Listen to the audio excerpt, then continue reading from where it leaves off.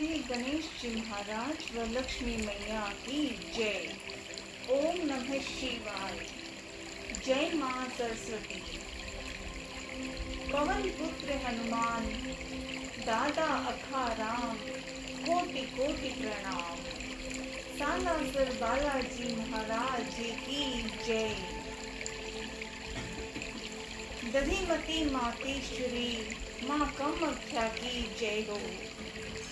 सुंदर कांड पाठ का मनन। ओम शांत सनातन सप्रमेय प्रमाणों से परे निष्पाप मोक्ष रूप परम शांति देने वाले ब्रह्मा शंभु और शेष जी से निरंतर सेवित वेदांत के द्वारा जानने योग्य सर्वव्यापक देवताओं में सबसे बड़े माया से मनुष्य रूप में दिखाने वाले समस्त पापों को हरने वाले करुणा की खान रघुकुल श्रेष्ठ तथा राजाओं के शिरोमणि राम कहलाने वाले जगदीश्वर की मैं वंदना करता हूँ। हम सब वंदना करते हैं। जय श्री राम, जय हनुमान, जय अखाराम, राधे राधे। हे रघुनाथ जी, मैं सत्य कहता हूँ और फिर आप सबके अंतरात्मा ही हैं। सब जानते ही हैं कि मेरे हृदय में दूसरी कोई इच्छा नहीं है। हे रघुकुल श्रेष्ठ, मुझे अपनी निर्भरा पूर्ण भक्ति दीजिए और मेरे मन को काम आदि दोषों से रहित कीजिए।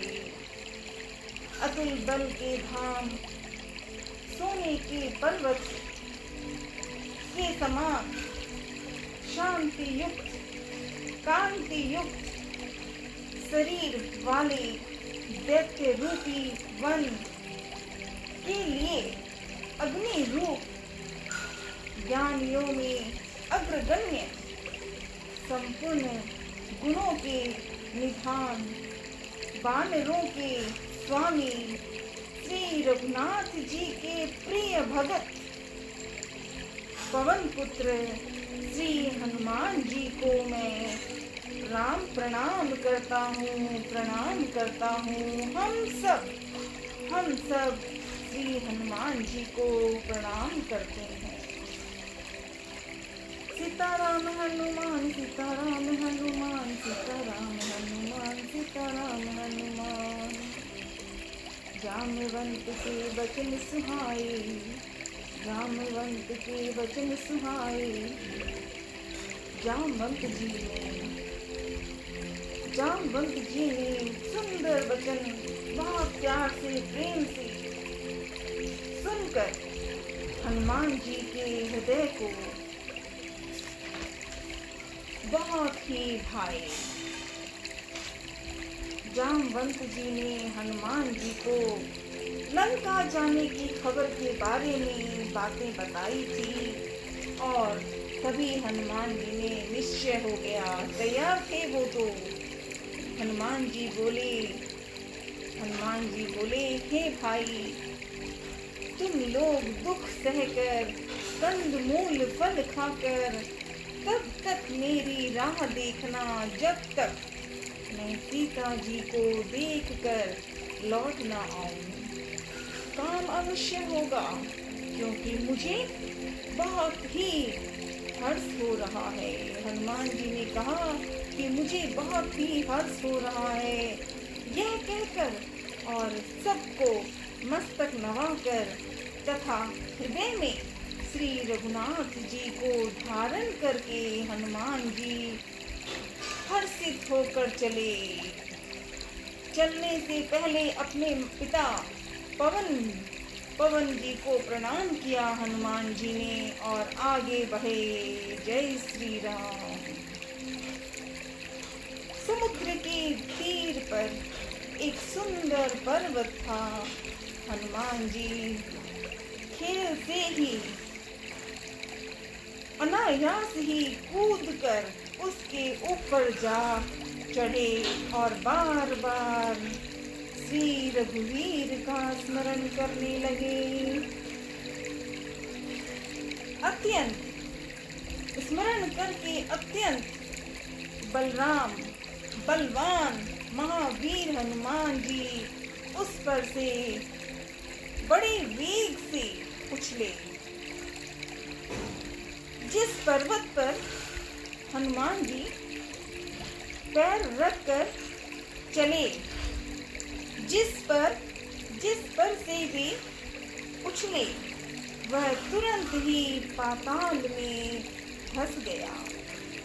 जैसे श्री रघुनाथ जी का अमोघवान चलता है, उसी तरह हनुमान जी चले। जय श्री राम, जय हनुमान, जय अक्का राम, राधे राधे। समुद्र ने उन्हें श्री रघुनाथ जी का दूत समझकर मैनाक पर्वत से कहा, श्री रघुनाथ जी का दूत समझकर मैनाक पर्वत से कहा कि हे मैनाक, तू इनकी थकावट दूर करने वाला हो। अर्थात अपने ऊपर हनुमान जी को कहा, हनुमान जी के लिए कहा कि इन्हें विश्राम दीजिए, विश्राम देना चाहिए, जरूरी है। तब हनुमान जी ने उसे हाथ से छू लिया और आगे बढ़ गए कि मुझे रुकने का समय ही नहीं है। ये है अंजनी नंदन की गाथा। फिर प्रणाम करके कहा हनुमान जी ने कहा, भाई, मैं रामचंद्र जी का काम किए बिना मुझे विश्राम कहाँ। जय श्री राम, जय हनुमान, जय अक्का राम, राधे राधे। अंजनी नंदन की कथा निराली। देवताओं ने पवन पुत्र हनुमान जी को जाते हुए देखा। उनकी विशेष बल बुद्धि को जानने के लिए परीक्षार्थ उन्होंने सुरसा नामक सर्पों की माता को भेजा था। सुरसा नामक सर्पों की माता, उसमें सुरसा माँ ने आकर हनुमान जी से यह बात कही। आज देवताओं ने, सुरसा माँ कहती है कि आज देवताओं ने मुझे भोजन दिया है। यह वचन सुनकर पवन कुमार हनुमान जी ने कहा, श्री राम जी का कार्य करके मैं लौट आऊं और सीता जी की खबर प्रभु जी को सुना दूं, तब मैं आकर तुम्हारे मुंह में घुस जाऊंगा, तुम मुझे खा लेना। हनुमान जी ने कहा,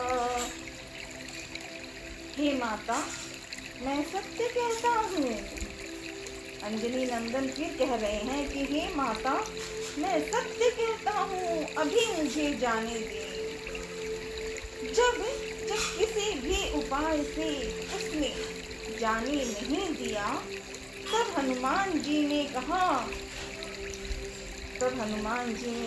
तो फिर ठीक है, मुझे खा ही लो। हनुमान जी कह रहे हैं सुरसा माँ को कि तो फिर मुझे खा ही लो। हनुमान जी ने सुरसा माता को कहा कि तो मुझे खा ही लो ना।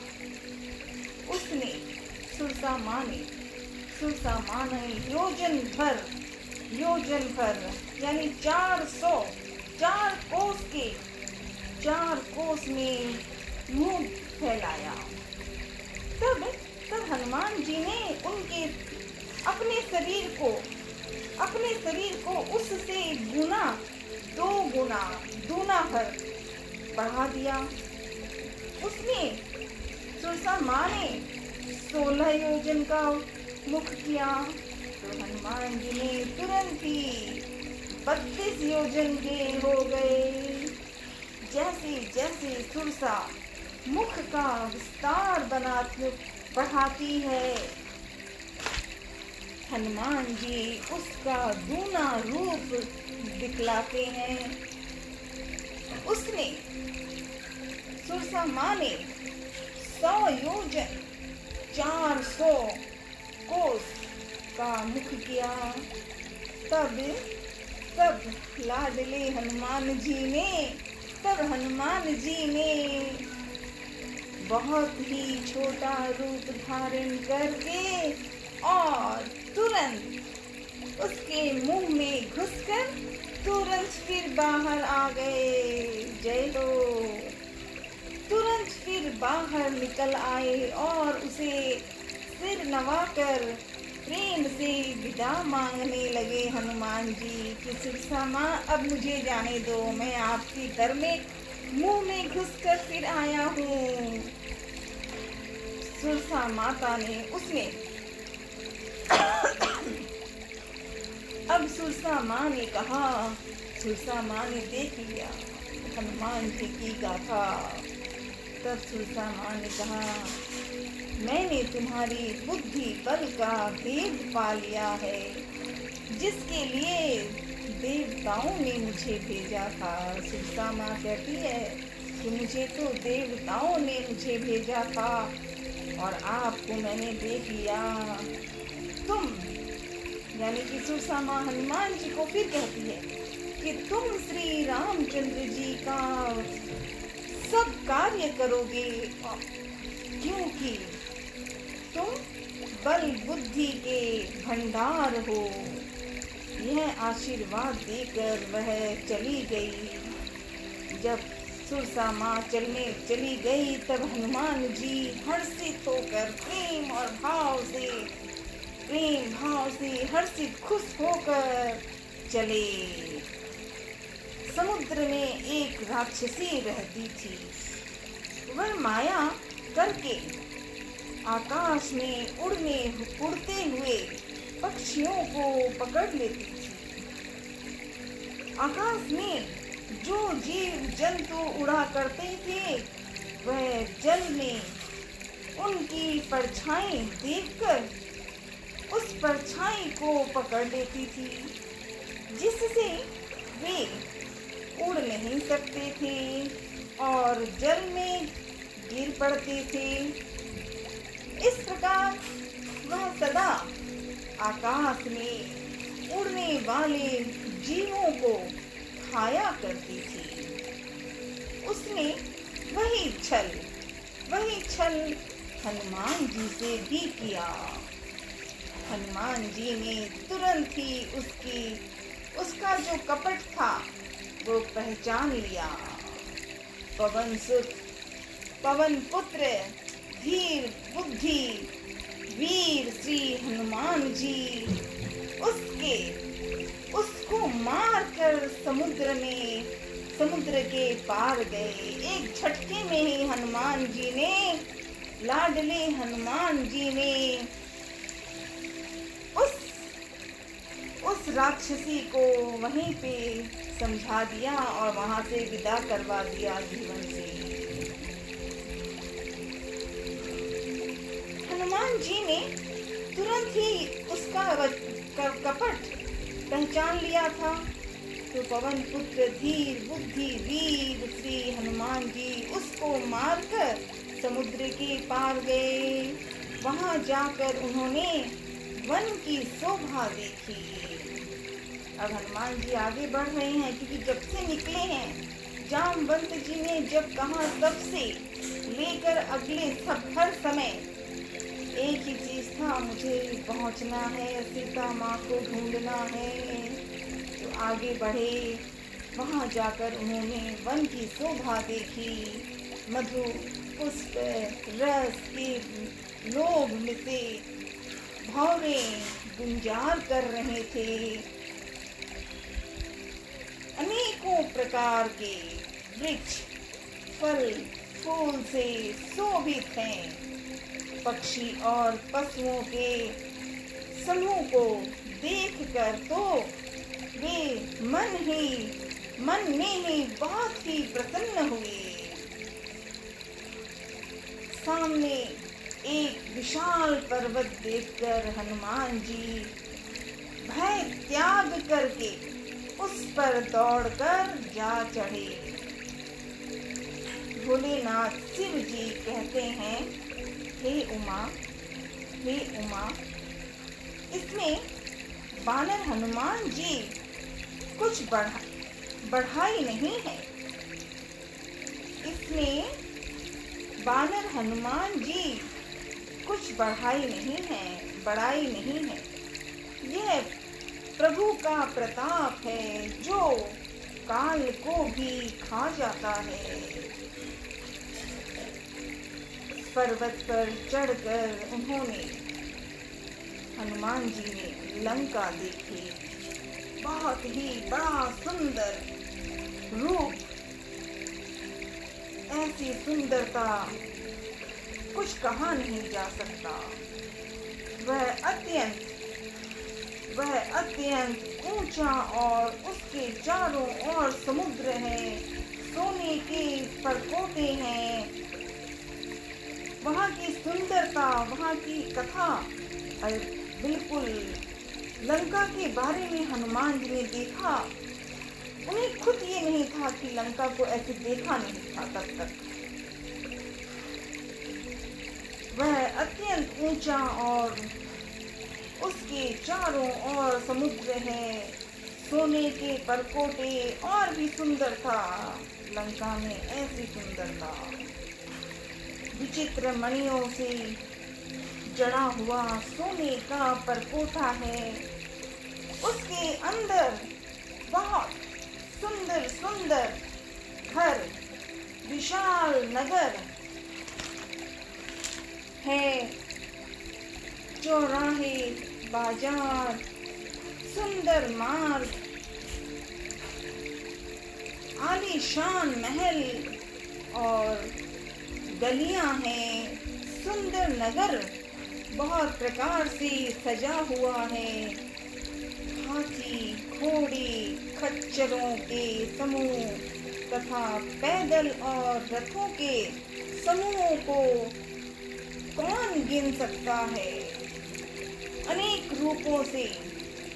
रूपों के राक्षसों के दल हैं। उनकी अत्यंत बलवती सेना वर्णन करते नहीं बनती। ऐसी वन, बाग, उपवन, बगीचे, फुलवाड़ी, तालाब, कुएं और बावलियां सुशोभित है। मनुष्य, नाग, देवताओं और गंधर्वों की कन्याएं अपने सौंदर्य से मुनियों के भी मन को मोह लेती है। कहीं पर्वत के समान विशाल शरीर वाले बड़े ही बलवान पहलवान गरज रहे हैं, चिल्ला रहे हैं।